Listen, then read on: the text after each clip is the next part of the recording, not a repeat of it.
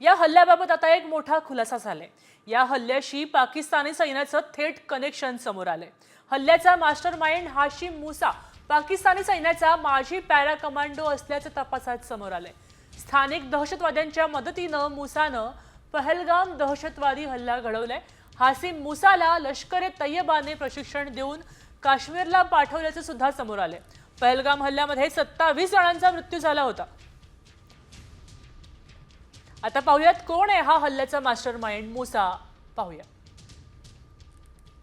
पाकिस्तानच्या एसएनजीचा माजी कमांडो। पाक लष्करानं मुसाला स्पेशल फोर्स मध्ये पाठवलं। सध्या लष्कर-ए-तैयबासाठी तो कार्यरत आहे। मुसाकडे हाय रिस्क ऑपरेशनची जबाबदारी आहे। एसएनजीचा पॅरा कमांडो मुसा गुप्त कारवायांमध्ये माहिर आहे।